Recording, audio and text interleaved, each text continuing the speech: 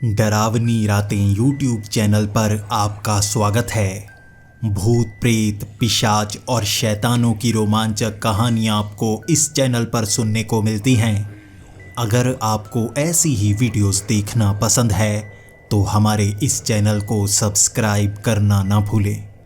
तो हेडफोन लगा लें, कमरे की लाइट्स ऑफ कर लें, क्योंकि ये वक्त हो रहा है डरने का।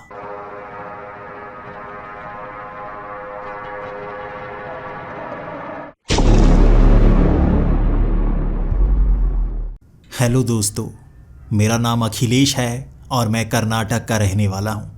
पेशे से मैं एक डॉक्टर हूँ, जनरल डॉक्टर, और मैंने एक छोटा सा क्लिनिक भी खोल रखा है। वहाँ पर मैं पेशेंट्स को दवाइयाँ देता हूँ। इसी के साथ छोटा मोटा समाज सेवी का काम भी करता हूँ। मुझे खुशी मिलती है लोगों की मदद करने में, लेकिन अपने गुजर बसर के लिए काम भी तो करना पड़ता है। मैं मुफ्त में दवाई भी नहीं दे सकता, क्योंकि अगर मैं ही भूखा मर जाऊंगा तो लोगों की मदद कैसे कर पाऊंगा। लेकिन अपने इस क्लिनिक में मैंने फीस बहुत ज़्यादा कम रखी हुई है और दवाइयाँ भी मैं डिस्काउंट पर ही देता हूँ। शायद यही कारण है कि इस शहर में मेरा नाम काफ़ी ज़्यादा हो चुका है। यहाँ हमेशा भीड़ लगी रहती है और मेरे साथी जो मेरे साथ ही पढ़ रहे थे वो मुझे कहते हैं कि मैं इतनी सस्ती फीस में काम क्यों करता हूँ, मैं दवाइयाँ सस्ती क्यों देता हूँ। उनके काम में उन्हें मुश्किल हो रही है, लेकिन मैं उन्हें कहता मैं जितनी कमाई करता हूँ उसमें काफ़ी ज़्यादा खुश हूँ। भीड़ बहुत ज़्यादा हो जाती है, इसीलिए मेरी कमाई अच्छी खासी हो जाती है। भले ही मैं उनसे कम पैसे लेता हूँ, लेकिन मेरा पेट अच्छे से भर रहा है, मेरा घर भी अच्छा बन चुका है, मैं पैसे भी अच्छे कमाता हूँ, इनकम टैक्स भी भरता हूँ। लेकिन वो बहुत ज़्यादा अमीर होने के लिए, महंगी महंगी गाड़ी खरीदने के लिए, विदेशी ट्रिप पर जाने के लिए लोगों को लूटने की कोशिश करते हैं, और मैं ऐसा बिल्कुल नहीं करता। मेरा मानना है जितनी भगवान ने हमारी ज़िंदगी में खुशी लिखी है, हमें उतनी खुशी ही मिलती है। हम ढूंढते हैं महंगी गाड़ियों में खुशी, हम ढूंढते हैं बड़े बड़े घर में खुशी, लेकिन वो खुशी तो छोटी छोटी चीज़ों में मिल जाती है। कुछ लोगों को 2 करोड़ की गाड़ी में भी वो खुशी नहीं मिलती जो आपको 5 रुपए में मिल जाती है। किसी मजबूर को मदद करते वक्त जब आप 5 रुपए देते हैं, वो खुशी का एहसास होता है ना, वो मुझे बहुत ज़्यादा अच्छा लगता है। वो उस महंगी गाड़ी में बैठकर भी नहीं मिलता। लोग पागल हो जाते हैं पैसों के पीछे भागते भागते, लेकिन समझ नहीं पाते जिस चीज़ को वो खुशी मानते हैं, जब वो चीज़ मिल जाती है उन्हें वैसा एहसास नहीं होता जैसा वो सोचते हैं। क्योंकि खुशी किसी चीज़ में नहीं मिलती, खुशी आपको अंदर से ढूंढनी पड़ती है। वो सस्ती में भी मिल सकती है, महंगी में भी मिल सकती है। इसका मतलब ये नहीं कि कमाना छोड़ दो, इसका मतलब ये है कि जो मिल रहा है उसमें खुशी ढूंढने की कोशिश करो, मेहनत पूरी करो। और ये काम मैं पिछले 10 सालों से करता आ रहा हूँ। कई बार यहाँ कुछ ऐसी आपदाएं आ जाती हैं, जैसे बहुत ज़्यादा बारिश हो जाना, जिसके बाद बीमारियाँ फैलने लगती हैं, और मैं अपना ये काम थोड़ा कम कर देता हूँ, यानी पैसे कमाने वाला काम। मैं अपने इस क्लिनिक में कम आता हूँ, 2 से 3 दिन आता हूँ, बाकी अलग अलग गांव में घूमना शुरू कर देता हूँ। वहाँ मुफ्त में दवाइयाँ बांट कर आता हूँ, मुफ्त में इलाज करके आता हूँ। इस तरह लोगों की मदद भी हो जाती है, मुझे खुशी भी मिल जाती है, और इस क्लिनिक में मैं पैसे भी कमा लेता हूँ। पैसे ढेर सारे पहले ही कमा चुका हूँ, इसलिए अब मुझे ज़रूरत भी महसूस नहीं होती, बस खुशी ढूंढने के लिए निकल पड़ता हूँ। इस बार भी काफ़ी ज़्यादा बारिश हुई थी, बारिश रुकने का नाम नहीं ले रही थी, और मौसम वैज्ञानिकों का कहना था कि यहाँ बारिश की संभावना और ज़्यादा बढ़ती जा रही है। जितनी बारिश होती जाएगी उसके बाद ज़्यादा बीमारियाँ फैल सकती हैं। इस बार बारिश इतनी हुई थी कि 2-2 फुट गांव में पानी भर गया था। जो गांव काफ़ी नीचे थे, वहाँ नदियों का पानी गांव तक घुस गया। उसके बाद लगभग 15 दिन तक तबाही मची रही। जब ये तबाही कम हुई, उसके बाद बारिश का वो जो पानी हर गांव में घुसा हुआ था, धीरे धीरे ज़मीन उसे सोखने लगी। लेकिन ज़मीन भी कितना पानी सोख पाती, नदियों में आगे कितना पानी बह पाता। धीरे धीरे काफ़ी समय लगा, और वो रुका हुआ पानी बीमारियों का घर था। कई गांव में बीमारियां फैल चुकी थी, और मेरा नाम इस शहर में बहुत ज़्यादा था। मुझे एक बात की बहुत ज़्यादा खुशी हुई, जब आपदा आती है ना, उसके बाद हर किसी को धर्म भूल जाता है, जाति भूल जाती है, और तब हमें दर्द का एहसास होता है, तब हमें इंसानियत का एहसास होता है। मेरे कुछ साथी जो पैसों के पीछे भागा करते थे, कुछ जो धर्म का नाम लेकर एक दूसरे से लड़ा करते थे, अब सब पर आपदा आई थी तो मुझे खुशी है। हर कोई एक दूसरे से मिलकर काम करना चाहता था। कई बड़े बड़े डॉक्टर मुफ्त में सेवा करना चाहते थे, अपना नाम कमाना चाहते थे। भले ही वो मतलब के लिए कर रहे थे, लेकिन भलाई करना चाहे जैसे भी हो अच्छा ही होता है। वो भी गांव गांव जाने लगे, मदद करने लगे, सस्ती दवाइयाँ देने लगे। यहाँ डेंगू फैल चुका था, मलेरिया फैल चुका था, और भी कई बीमारियाँ जो बहुत ज़्यादा फैली हुई थी वो इलाज कर रहे थे। और मुझे अब महसूस हुआ जिन गांव में मैं जाया करता था वहाँ वो डॉक्टर पहले ही पहुँचे हुए थे। उन्हें भी शायद यहाँ खुशी मिलने लगी थी, उनके चेहरे बयां कर रहे थे। पहली बार वो भी महसूस कर रहे थे पैसों से जो चीज़ नहीं मिली वो तो मुफ्त में मिल रही है। अब मुझे कुछ ऐसे गांव ढूंढने थे जहां लोग कम पहुंच पाते हैं। ये गांव तो कवर हो गए, तो मैं अब और भी जंगली इलाके में पहुंचने लगा था। वो गांव जहां पर सड़कें भी कच्ची बनी हुई हैं, मैं वहां किसी तरह पहुंचकर इलाज करना चाहता था। 2 दिनों तक मैं वैसे गांव तक जाता रहा जहां पर सरहद अच्छे से बनी नहीं हुई थी, यानी कि जंगल के अंदर से जानवर उन गांव में पहुंच जाते थे। वहाँ छोटे छोटे बाड़े बनाए हुए थे। मैंने वहाँ छोटा सा टेंट लगाकर लोगों का इलाज शुरू किया। लोगों ने बहुत सारी दुआएं दी, और वो दुआएं कीमती इतनी ज़्यादा थी पैसों से खरीदी नहीं जा सकती। मुझे और खुशी मिली। इसके बाद मुझे लगा अब आपदा ज़्यादा बड़ी आई है, मैं अपने क्लिनिक में नहीं जा सकता। वहाँ पर बड़ा सा पोस्टर लगवा दिया था मैंने कि रविवार के रविवार मैं यहाँ पर मिलने वाला हूँ, अभी मैं गाँव जाने वाला हूँ, वहाँ ज़्यादा ज़रूरत है। और मेरे जितने दोस्त, जितने पेशेंट थे वो बहुत ज़्यादा समझदार, उन्हें पता लग गया था मैं सेवा करने के लिए जा रहा हूँ उन लोगों की जिनके पास पैसे तक नहीं हैं, जिनके घर बह चुके हैं, जिनके पास खाने के लिए भी पैसे नहीं हैं।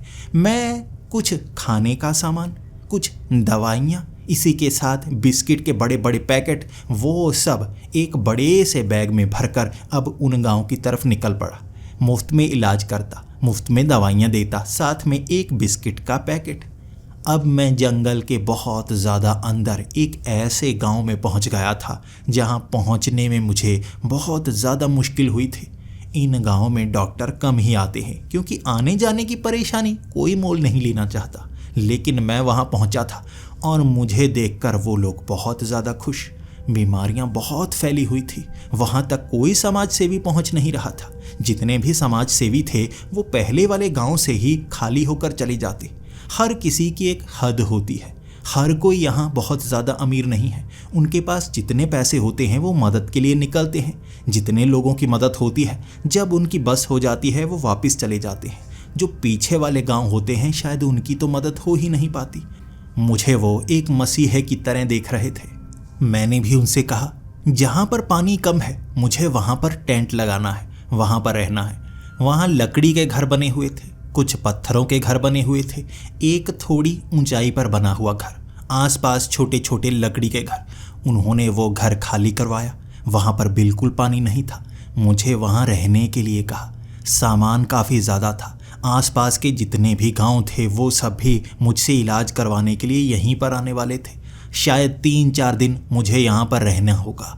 ये सोचकर मैंने सामान वहाँ रखवा दिया। मुझे थोड़ी सी शर्म आ रही थी। वहाँ ज़्यादातर लोग, उनके घरों में पानी आया हुआ था, फिर भी उनके दिल इतने बड़े।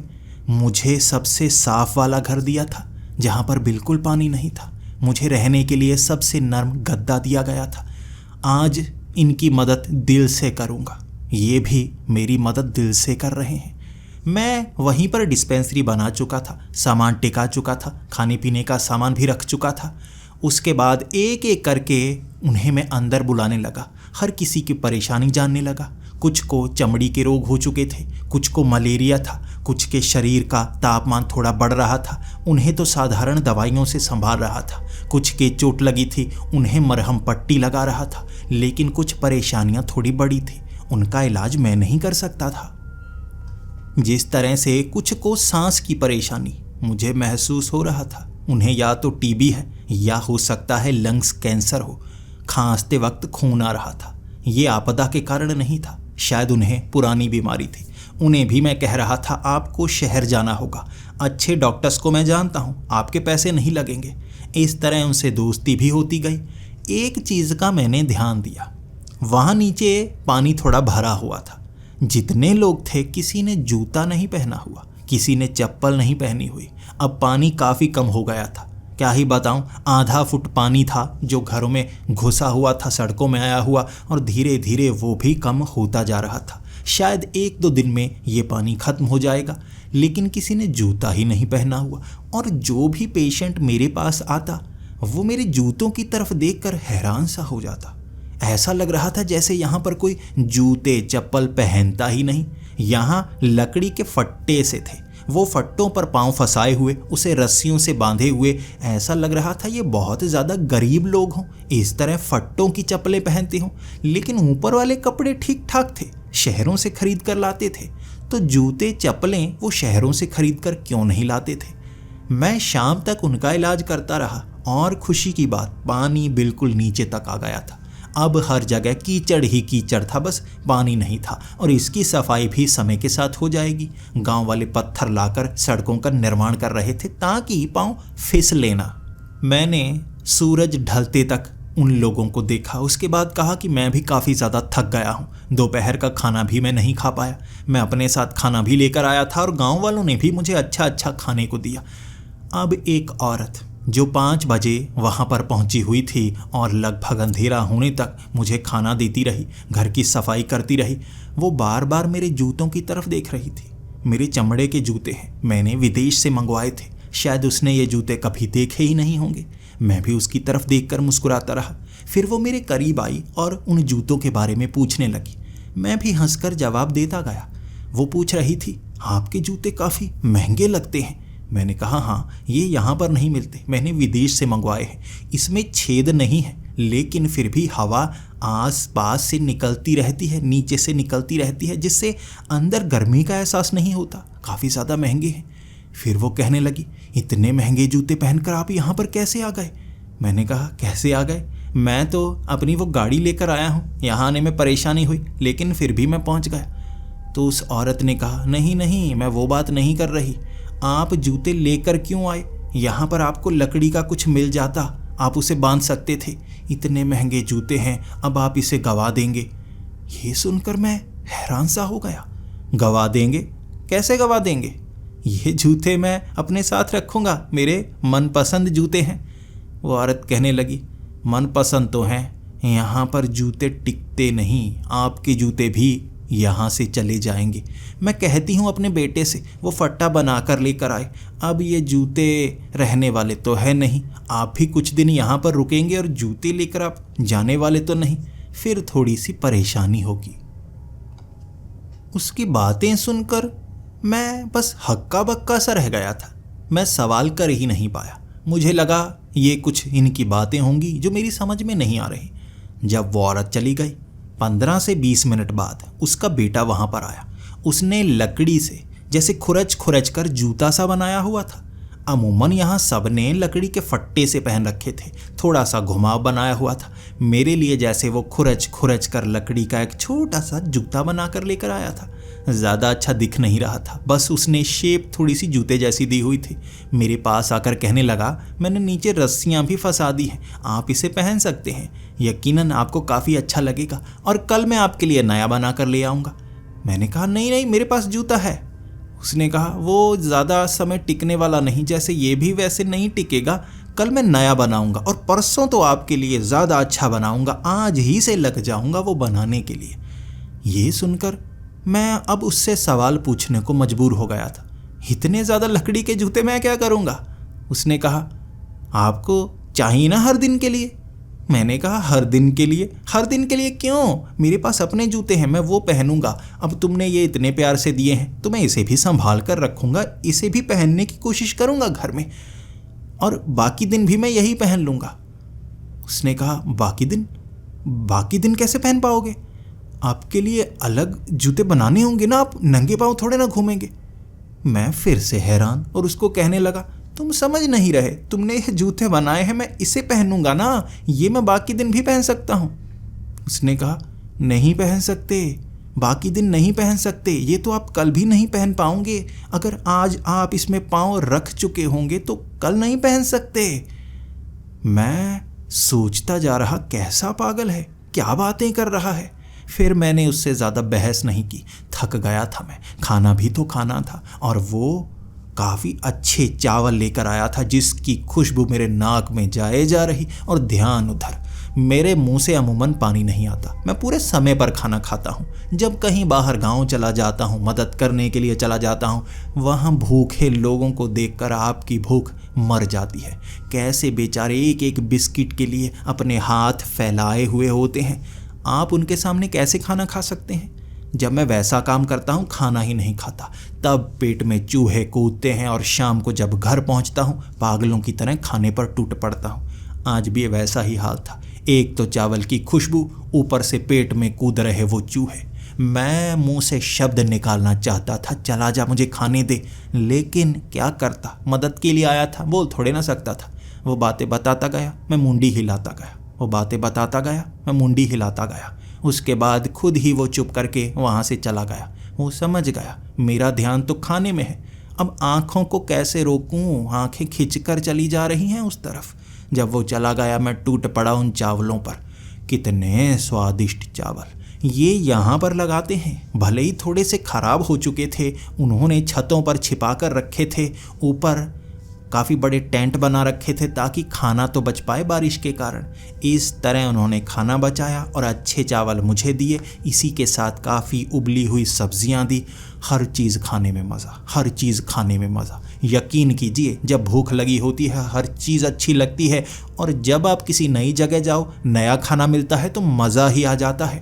मैं पेटू नहीं हूँ, मैं सेहत का ख्याल रखता हूँ। आज जितना खाया मुझे लग रहा है मेरा पेट बाहर निकल आएगा। खाना खाकर पूरी तरह से टुन्न।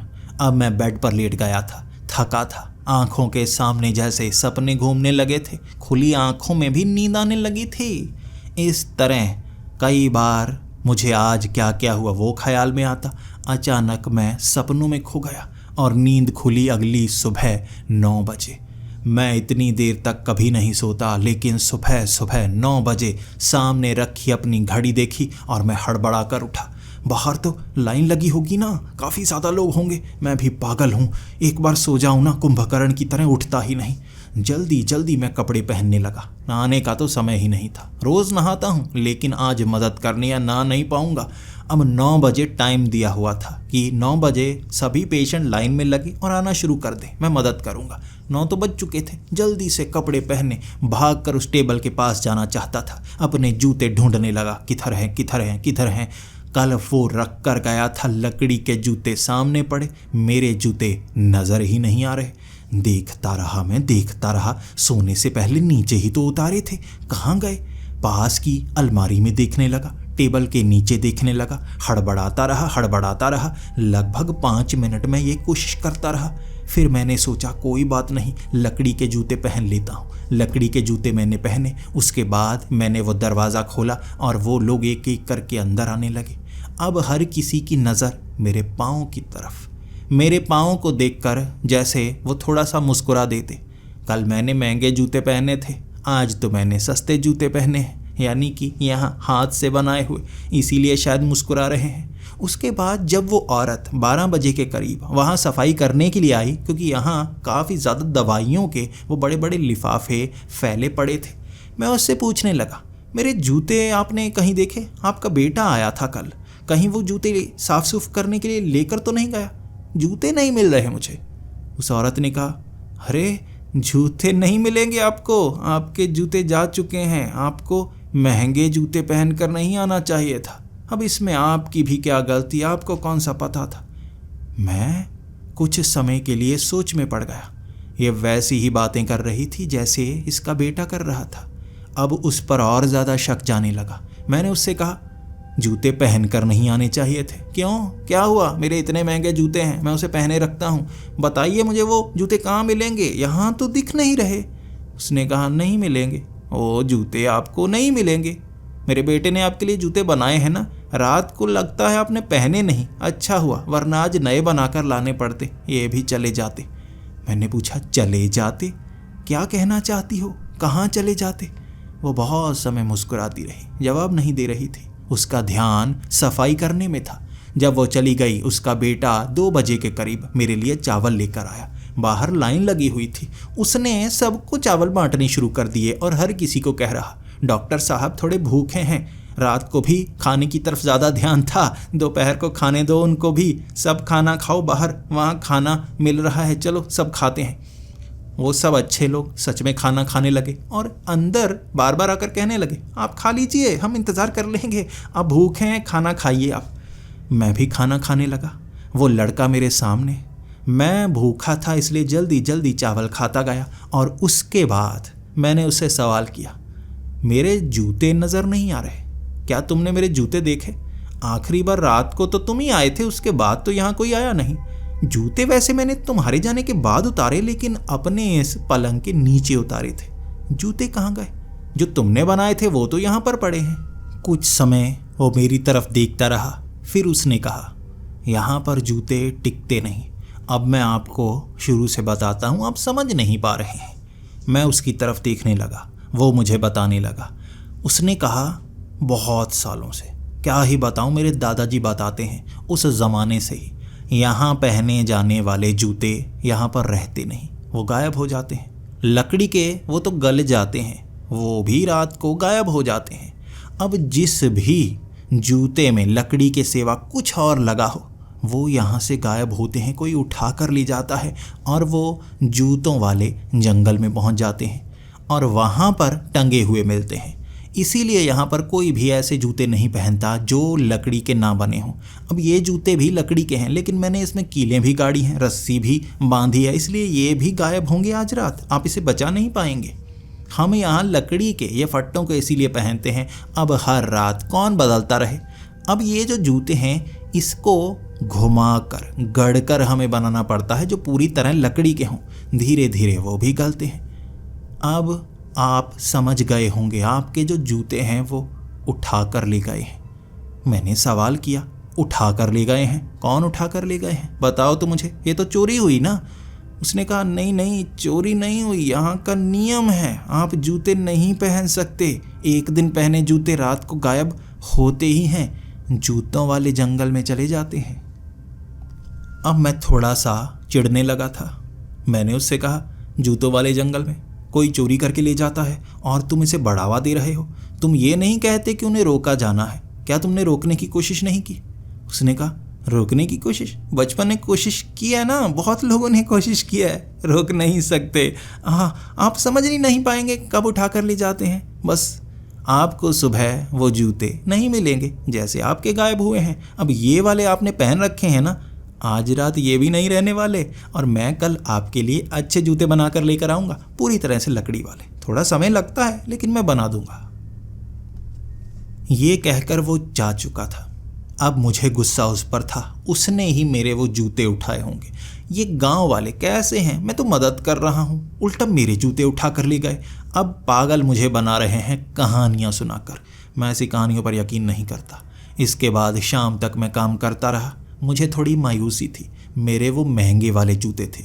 मैं काम मेहनत से करता हूँ, कम पैसे कमाता हूँ। अब वो जो पैसे होते हैं उनसे कभी कभी महंगी चीज़ खरीदने का मुझे भी शौक़ है, लेकिन मैं किसी को लूटता नहीं। अब वो महंगे जूते दोस्त से मैंने विदेश से मंगवाए थे, वो चोरी हो गए यार। वो तो अच्छे से मैंने पहने भी नहीं थे। क्या यहाँ आकर तो नुकसान ही हो गया। रात तक मैं ये सोचता रहा और रात को मेरे मन में ख्याल आने लगा उसका। वो उठा कर ले जाते हैं जूते, ये भी उठाए जाएंगे। अब मैं सोच रहा, जो इसे उठाने आएगा उसे पकड़ूंगा। उसने भी कोशिश की है, वो तो झूठ बोल रहा होगा। अब जो इसे उठाने आएगा ना, उसको पीटूंगा, इतना पीटूंगा ना, बाद में यही निकला तो खुद माफ़ी मांगेगा, मेरे जूते वापस करके जाएगा। और अगर सच में कोई उठा कर ले गया तो मैं बात मान जाऊंगा। वैसे भी इस पर मुझे यकीन है नहीं, कोई उठा कर नहीं ले जा सकता। कल इसको कहूँगा तुम्हारी बात झूठ है, ये जूते यहीं के यहीं हैं, मेरे भी ला कर दो, जहाँ से भी लाने हैं ला कर दो, तुम में से किसी ने चुराए हैं, मजाक बंद करो। मैं ये सोचकर अब रात को जूतों को उस पलंग के ऊपर रख कर सोया था। मैं जानता हूँ जूतों को, पाँव में पहनने वाली चीज़ को पलंग के ऊपर नहीं रखते, ये अपशगुन की निशानी होती है, या कहते हैं इससे बुरे लक्षण घर में आने लगते हैं। लेकिन जूतों को बचाना है, ये मेरे लिए जैसे एक बड़ा सा टास्क था, रात को जूतों को बचाना। अब मुझे ध्यान में आया कि इधर तो खिड़कियां ही बहुत हैं, दरवाज़ा भी कमज़ोर सा लगता है, अंदर ढेर सारे फट्टे पड़े हुए थे। मैंने एक फट्टा दरवाजे पर अच्छे से फंसा दिया, दूसरा फट्टा भी दरवाजे पर ऐसा फंसाया कि दरवाज़ा खुल ही नहीं सकता।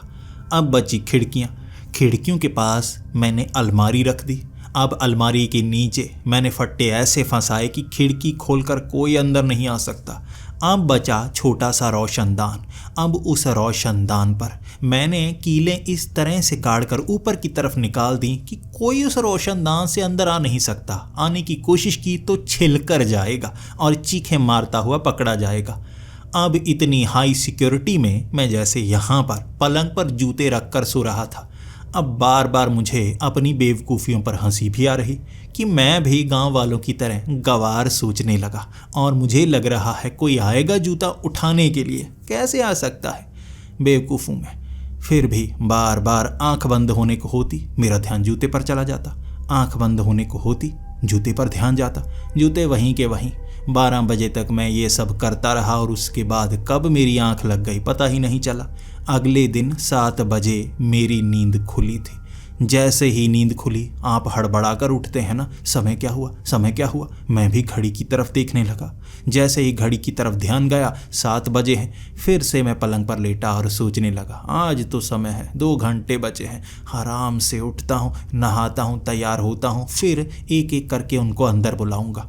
बाहर लोगों के बोलने की आवाज़ थी, चलने की आवाज़ थी, शायद काम की तैयारी कर रहे होंगे, सफाई का काम चल रहा है। अब यहाँ बीमारियों से बचने के लिए मैंने खास निर्देश दिए थे।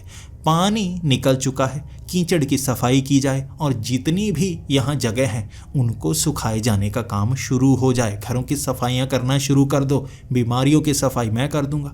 अचानक मेरे दिमाग में वो ख्याल आया, जूते, वो जूते, लकड़ी के जूते कहाँ गए। मैंने पलंग पर रखे थे और पलंग पर वो मौजूद नहीं। मैं भागा इधर उधर, नीचे देखने लगा, ऊपर देखने लगा, उस अलमारी के पीछे, आगे, वो पूरे के पूरे घर में मैंने ढूंढ लिया था। फिर मैंने देखा अलमारी तो नहीं हिली। नहीं, अलमारी हिली होती तो पता चलता। रोशनदान में वो कीलें वैसी की वैसी थी। कोई अंदर आया होता तो खून या कपड़ा कुछ ना कुछ तो फंसा होता। वैसे भी रोशनदान से अंदर आना बहुत मुश्किल है। दरवाज़ा खुला नहीं, घर के अंदर आने का और कोई रास्ता नहीं, और जूते गायब। कैसे? मैं हैरान परेशान। अब मेरे अंदर जो इन्वेस्टिगेटर वाला कीड़ा है ना, वो जाग चुका था। इसका जवाब मैं पाकर रहूँगा। फिर मैंने उस पलंग को हिलाया, उसे हटाया अपनी जगह से, देखने लगा नीचे से कोई दरवाज़ा तो नहीं, कोई नीचे से हाथ निकाल कर जूते ले जाता हो। नीचे पत्थर लगे हुए थे, वहाँ से कौन आ सकता है। अब घर में देखता रहा पागलों की तरह। 1 घंटा लगा दिया मैंने, लेकिन ढूंढ ही नहीं पाया। ना जूते मिले, ना अंदर आने का कोई रास्ता। बहुत ज़्यादा चिढ़ गया था। फिर मैं नहाया, नंगे पाँव ही वहाँ बैठा। दरवाज़ा खोला, 9 बजे पेशेंट आने लगे, और वो औरत भी। उसे देखकर मैं घूरता जा रहा था गुस्से में, जैसे मुझे पता हो कि उसके बेटे ने ये किया तो है। कैसे किया मैं जान नहीं पा रहा हूँ। वो भी मेरी तरफ देखती रही और उसे समझ में आ रहा था कि मैं उस पर गुस्सा हूँ। वो मेरे पाँव की तरफ देखती, थोड़ी मुस्कुराती और फिर कहती, एक तो मेरा बेटा कहाँ है, आप नंगे पाँव अच्छे नहीं लगते डॉक्टर साहब, मेरी जूती पहन लीजिए, थोड़ी छोटी है लेकिन आप नंगे पाँव अच्छे नहीं लगते। मैंने कहा नहीं, मैं तो नंगे पाँव बैठूंगा। मेरी जूती चुरा कर कौन ले जा रहा है, मुझे जवाब चाहिए। वो पागल ने तो कहानियाँ सी बताई है ना। फिर वहाँ पर मैंने सोचा ये जवाब अलग अलग लोगों के मुंह से सुनूंगा तो सच्चाई बाहर आ जाएगी, क्योंकि एक कहानी अगर एक गांव में फैली हुई हो तो हर कोई वैसी कहानी ही बताता है। लेकिन अगर कोई बनावटी कहानी हो, चोरी के बाद मुझे बेवकूफ़ बनाने की कोशिश हो, तो हर कोई अलग अलग बात बताएगा। वहाँ जितने पेशेंट, मैं पूछने लगा, हाँ आपने लकड़ी के जूते पहने हैं क्यों? वो कहता, जूते लकड़ी के ही पहनने पड़ते हैं, बाकी गायब हो जाते हैं। एक पेशेंट ने ये जवाब दिया, दूसरे पेशेंट ने ये जवाब दिया, तीसरे पेशेंट ने ये जवाब। सबके जवाब मिल रहे थे, बच्चे, बूढ़े, जवान, हर किसी का जवाब एक जैसा। अब किंवदंती जो होती है ना, हर जबान पर एक जैसी होती है, यानी यहाँ जूते गायब होते हैं, वो कहानी सच है, जाते कहाँ हैं। अब कई लोग ऐसे थे जिनको इस कहानी के बारे में ज़्यादा पता था, वो थे बूढ़े लोग। मैं उनसे बात करने लगा। अब आपका इलाज हो गया है, मैं कुछ सवाल करना चाहता हूँ, अगर आप जवाब देना चाहें। उसने कहा हाँ ठीक है, मैं जवाब देता हूँ। मैंने पूछा यहाँ जूते टिकते क्यों नहीं? उसने कहा जूते यहाँ गायब हो जाते हैं, आप कोई भी बिना लकड़ी का बना जूता पहन नहीं सकते, रात को गायब हो जाता है, पाँव को छुआ लो उसके बाद गायब हो जाता है, और अगर वो पूरी तरह से लकड़ी का है फिर गायब नहीं होता। शायद लकड़ी क्योंकि कुदरती चीज़ है वो गायब नहीं होती, बाकी सब कुछ गायब होता है। अब रस्सी टांग लो, लोहा लगा दो, कील ठोक दो, बस वो गायब। मैंने कहा जाता कहाँ है, लेकर कौन जाता है?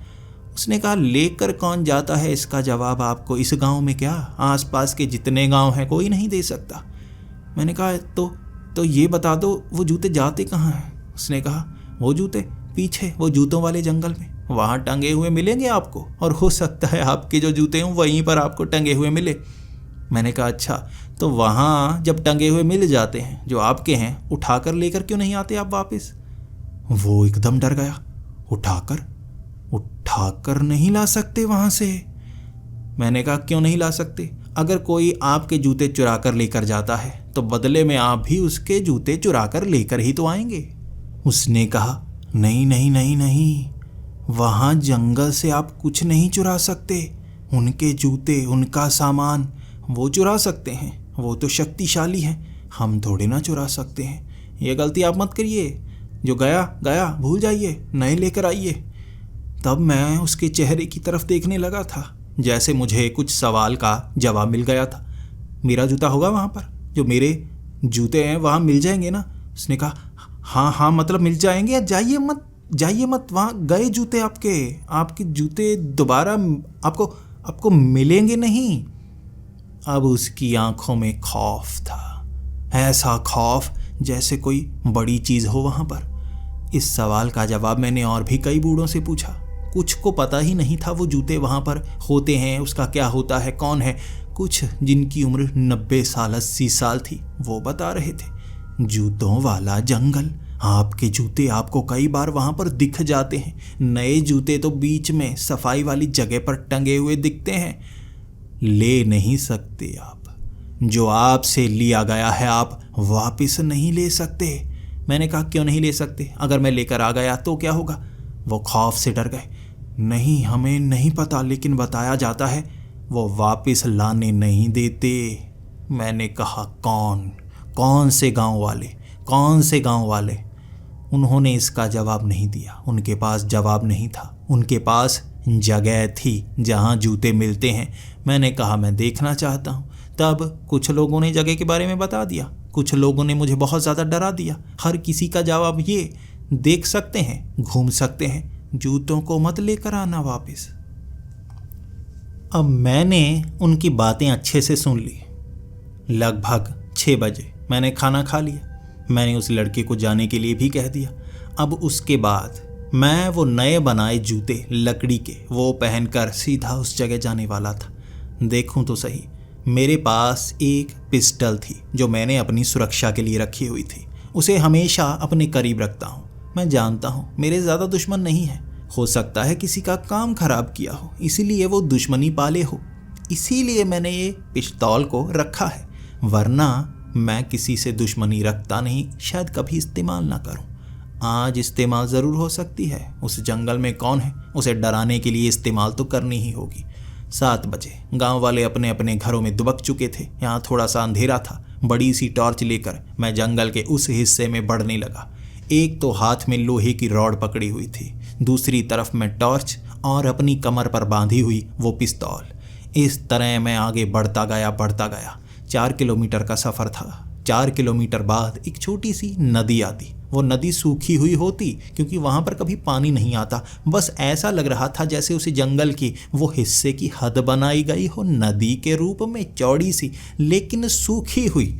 उसे पार करते ही जंगल की शुरुआत होगी। वहाँ पर दिख जाएंगे सड़े गले जूते, कुछ कपड़े, कुछ बैग, पुरानी चीज़ें। पहचान हो जाएगी जंगल का वो इलाका आ गया है जहाँ पर वो रहते हैं। कौन रहते हैं इसके बारे में तो कोई नहीं जानता। वो तो कई पीढ़ियों से वहाँ गए ही नहीं। अब कोई चोरी करके जा रहा है, आप उस चीज़ को वापस लेने भी नहीं जाते। मैं जाऊँगा, मैं डरता थोड़े ना हूँ। चलते चलते आगे बढ़ते बढ़ते सूखी नदी मिल गई, आसानी से ही मिल गई। मैं उस नदी को ध्यान से पार कर रहा था। यहाँ जो नदियाँ जंगलों में होती हैं ना, वो सूखी हुई होती हैं। अचानक पीछे से पानी आ जाता है और वो बहा कर ले जाता है। इस चीज़ का ध्यान रखना होता है। अब नदी के अंदर मैं जाता गया, देखता गया। जो मिट्टी है वो ज़्यादा गीली तो नहीं, दलदल ना बनी हो जिसमें मेरे पाँव फंस जाए, यहाँ जानवर मुझ पर कोई हमला ना कर दे। इस चीज़ का थोड़ा ध्यान रखना होगा। एक तो अपनी पीठ पर भी मैंने लाइट टांग रखी थी, वो पीछे की तरफ मारने के लिए, ताकि पीछे भी रोशनी रहे। अब जानवर इतनी तेज़ रोशनी से थोड़ा सा डरते हैं। ये रोशनी पीले रंग की थी, आग की तरह, और आग से जानवर डरते हैं, दूर भागते हैं। अब उस टॉर्च को लिए पीठ पर लाइट लगाए आगे बढ़ रहा। पीछे की भी सुरक्षा हुई, हाथ में रॉड और उसके आगे से निकलने वाला वो करंट। इस तरह चलते चलते नदी पार की। पानी साफ था, सूखी हुई नदी थी सच में। जब मैं आगे पहुंचा, एक टी शर्ट दिखी मुझे, किसी लड़की की थी, काफ़ी पुरानी फटी हुई लग रही थी। थोड़ा सा घबराया मैं। यहाँ कोई लुटेरे तो नहीं रहते, यहाँ कोई लड़कियों को छेड़ने वाले, कुछ उनके साथ रेप करने वाले ऐसे पागल इंसान तो नहीं रहते, चोरियां करने वाले नशेड़ी तो नहीं रहते। कई ख्याल थे जो मेरे दिमाग में आ रहे थे, और जवाब तो मुझे ध्यान से ही जानना था, बिना खतरे में डाले खुद को। मैं अंदर जाता गया और सच में जैसा बताया गया वैसा ही दृश्य था। यहाँ पेड़ों के ऊपर लेस से टंगे हुए जूते, हर जगह टंगे हुए जूते, लकड़ी के, कुछ गले हुए, कुछ चमड़े के, कुछ महंगे, कुछ सस्ते, हर तरह के जूते। ये जूतों वाला जंगली इलाका लग रहा था। कई जगह गिरे हुए बैग, कुछ फटी हुई टी शर्ट, कुछ जीन्स, कुछ बढ़िया सामान जैसे घड़ियाँ लोहे की। एक घड़ी तो मुझे चांदी की मिल गई, मैंने उठाई नहीं। मैं ऐसे गिरी हुई चीज़ों को उठाता नहीं। यहाँ चांदी की घड़ी कौन रख कर गया होगा, नकली होगी, ये सोचकर मैंने उस घड़ी को वहीं रख दिया।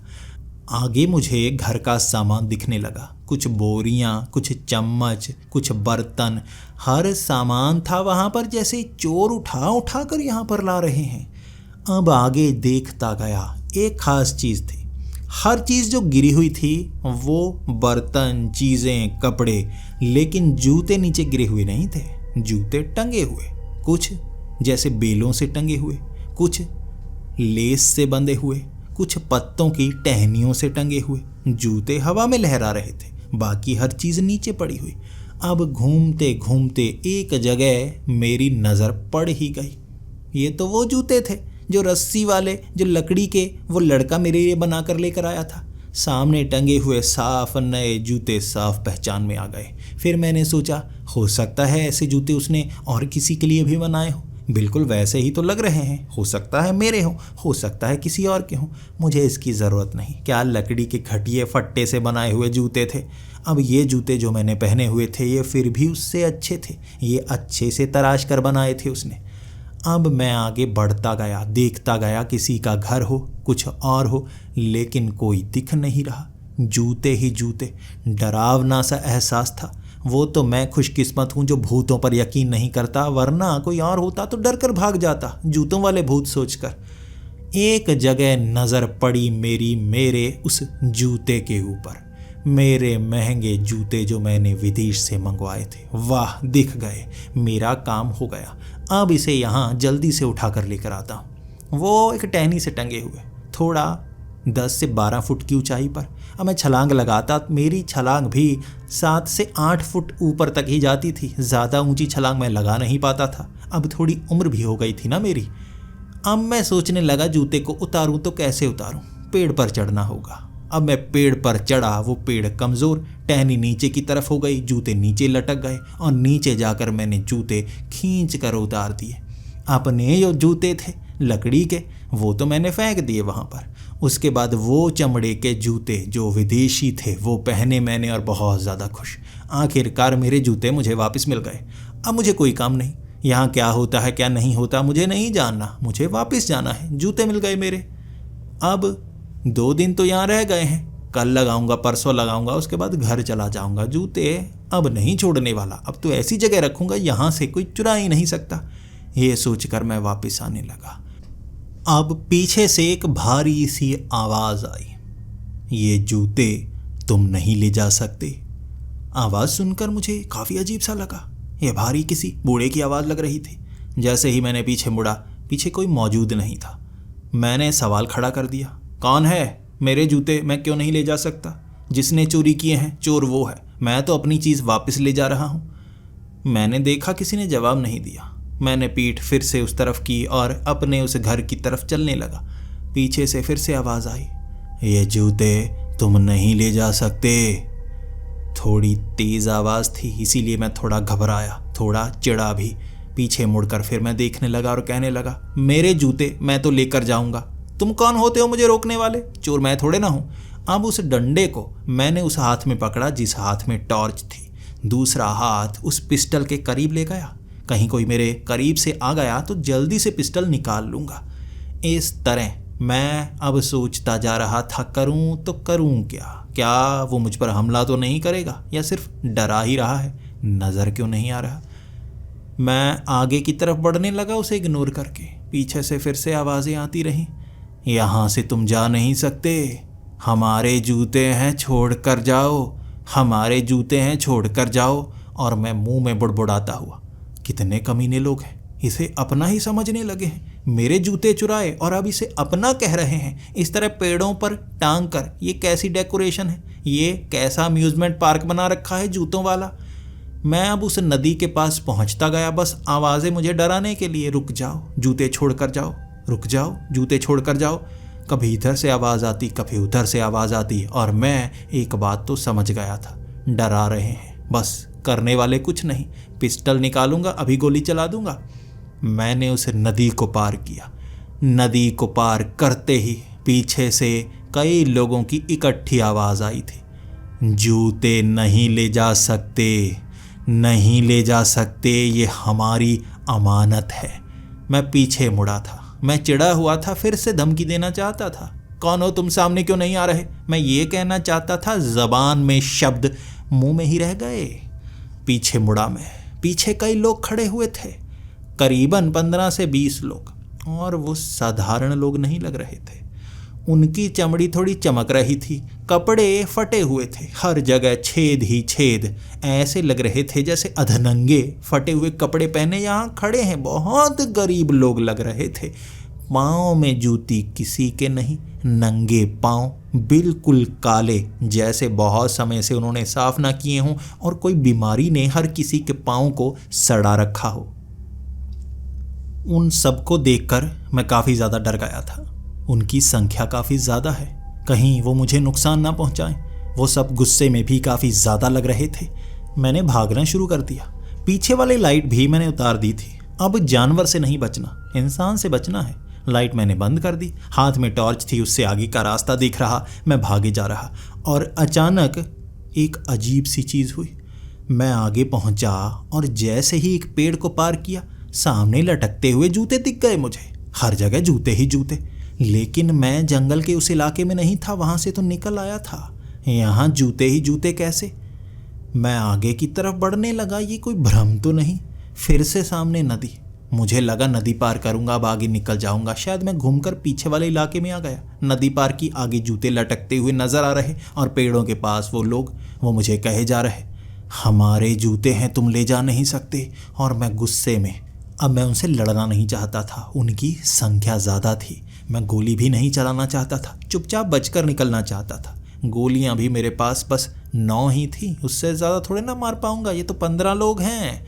मैं भागने लगा और वहाँ वो लोग पेड़ों के पीछे, पेड़ों के ऊपर चढ़े हुए, हर जगह लेटे हुए। एक बार तो एक जगह मैंने पैर रखा था और ज़मीन से वो निकला था जैसे अपने ऊपर मिट्टी डालकर अपनी कब्र बना रखी हो उसने। वो अब मुझे पकड़ना चाहते थे। साफ साफ करीब से नज़र आ गया था मुझे, वो जिंदा नहीं है। उनकी वो सफ़ेद आँखें, पूरी तरह से सफ़ेद, और वो काफ़ी डरावनी से उनकी चाल, उनके मुड़े हुए पाँव, कभी कभी तो उनके सर पीछे की तरफ हो जाते, वो मुझे घेरने लगते।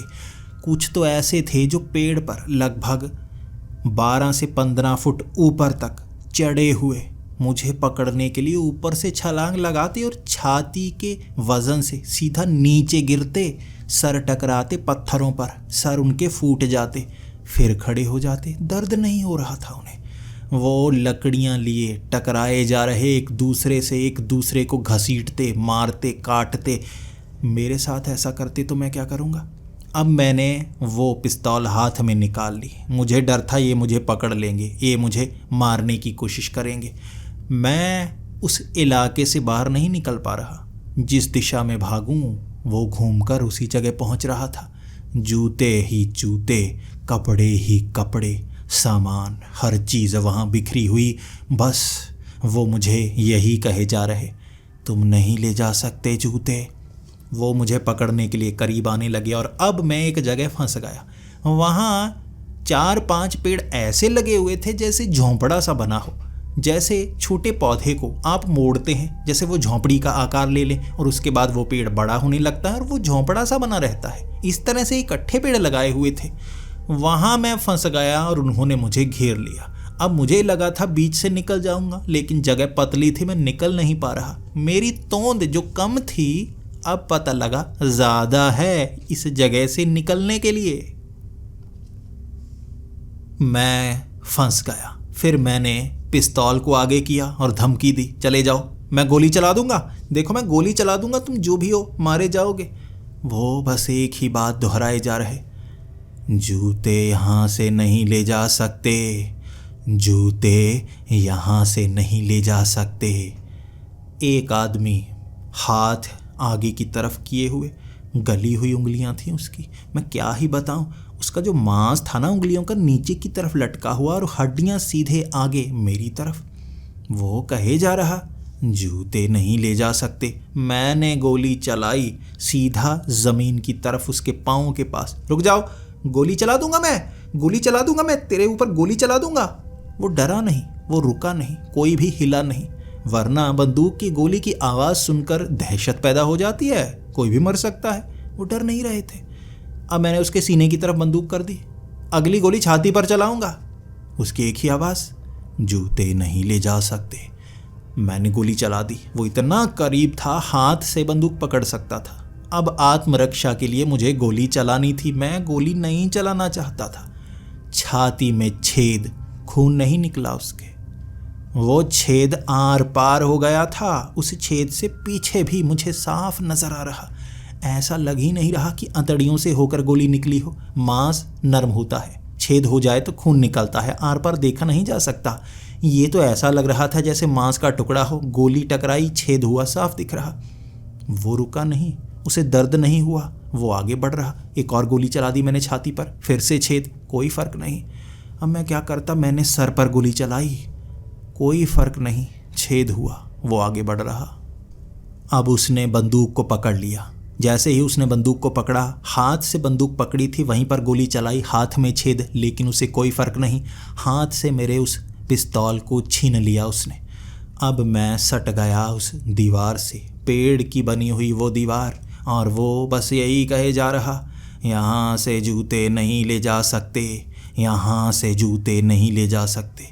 मैं घबरा गया। वो भीड़ बस एक ही शब्द बोल रही थी और मैं घबरा कर कहने लगा, उतारता हूँ, उतारता हूँ, उतारता हूँ। जब मैंने ये शब्द कहे वो रुक गए, उन्होंने आगे कुछ नहीं बोला।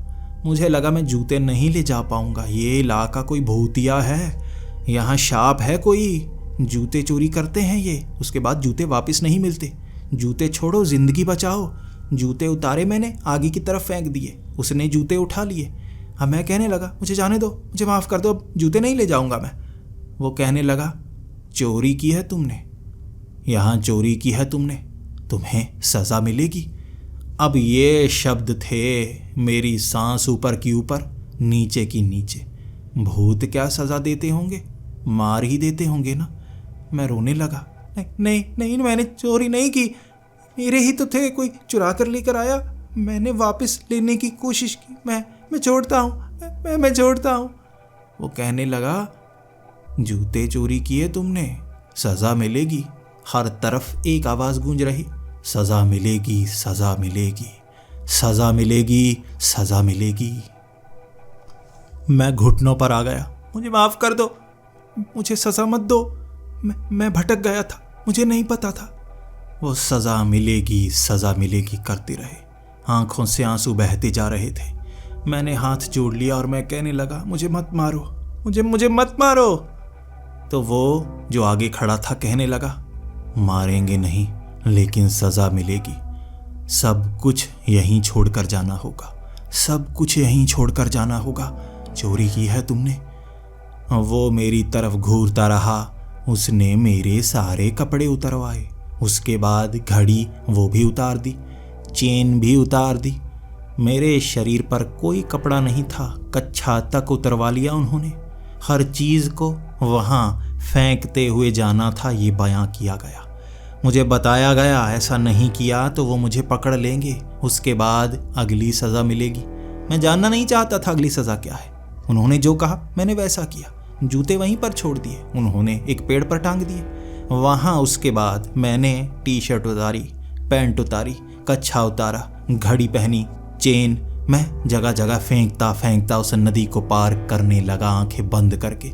नदी को मैंने जैसे ही पार किया, वहाँ पीछे से वो गायब। आगे मैं नंगा भागे जा रहा, उन पेड़ों को देखते हुए दोबारा वो जूते नज़र ना आ जाएं। भागते भागते 3 किलोमीटर बाद वो गांव आया। ये मेरा वही गांव था। अब परेशानी वाली बात कि मेरे पास मेरे उस घर की चाबी नहीं थी, ताला लगा कर आया था। हर चीज़ तो वहाँ पर फेंकनी पड़ गई मुझे। अब क्या करता? बिना कपड़ों के गांव में किसी ने देख लिया ना, मुझे बहुत ज़्यादा जलील करेंगे। शायद आरोप लगाएं कि मैं नंगा रात को घूमता हूँ, कई औरतें बाहर निकली हुई ना, मुझ पर आरोप लगेंगे। मैं शर्मिंदा था, मैं रो रहा था, क्या करता। लेकिन मेरी किस्मत, एक बूढ़े आदमी ने मुझे देख लिया, बिना कपड़ों के देखा और मैंने हाथ जोड़ लिया। आप अब समझ नहीं रहे, आपको मैं कैसे बताऊं। उसने कहा मुझे पता है, मैं जानता हूं। तभी उसने अपनी वो छोटी सी चीज़ दी मुझे ढांकने के लिए। ये कपड़ा था, हाथ में छोटा लग रहा था लेकिन मैंने पहना। फिर वो अपने घर से कपड़े लेकर आया, मैंने वो कपड़े पहने। उसके बाद वो ताला तोड़ा गया, 2 आदमी और आए और मैं शर्मिंदा हुआ नीचे देखे जा रहा। अब ताला तोड़ा गया, मैं अंदर गया, फिर जाकर मैंने कपड़े पहने। अगली सुबह आंखें मेरी झुकी हुई, हर कोई मुस्कुरा रहा। उसके बाद ना मैंने किसी से सवाल किया, ना किसी को कोई जवाब दिया। मैंने वहाँ 2 दिन बिताए, सबका इलाज किया, सबको सही सलाह दी और उन लोगों ने भी मुझे खाने पीने की बहुत चीज़ें दी। नज़रें ही नहीं उठी दोबारा मेरी। पहली बार इतना ज़्यादा शर्मिंदा सा हुआ था। उसके बाद जब मैं जाने लगा तो वो बूढ़ा आदमी कहने लगा, वहाँ ऐसा ही होता है, आप शर्मिंदा मत रहिएगा, ऐसा मत सोचिएगा कि आपके साथ कुछ बहुत बुरा हुआ है। वहाँ वैसा ही होता है, वो जूते वहीं पर रहते हैं, एक बार गए वापस नहीं आते। और मैं आपको बताऊं, आपको ये किसी ने क्यों नहीं बताया कि वहाँ क्या क्या होता है। शर्मिंदा हुए हर कोई जो बिना कपड़ों के आए हैं, बताते नहीं, क्योंकि बताएंगे तो और ज़्यादा बुरा होगा ना। 30 साल पहले मेरे साथ भी वैसा ही हुआ था जैसा आपके साथ हुआ है। बाकी आपने वहाँ कोई कपड़े वपड़े देखे ना? जितने भी लोग वहाँ यकीन नहीं करते थे वो वहाँ पहुँचे और उनके साथ भी वही हुआ जो आपके साथ हुआ। अब थोड़ा सा संकोच कम हुआ, नज़रें उठाई, उसकी तरफ देखा, मैं भी मुस्कुराया, वो बूढ़ा आदमी भी मुस्कुराया।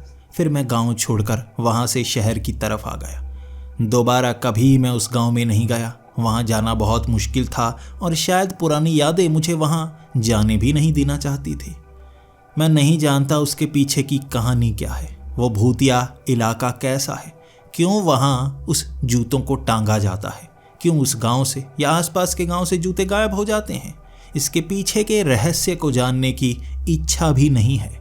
शायद कोई और बड़ी बात होगी जो जानने के लिए और ज़्यादा खतरा उठाना पड़ेगा और मैं खतरा नहीं उठा सकता। मैं एक साधारण डॉक्टर हूँ जो समाज सेवा करता है और जब ज़रूरत होगी मैं समाज की सेवा के लिए फिर से निकलूँगा। हो सकता है दोबारा कभी उस गांव में जाने का मौका मिल जाए।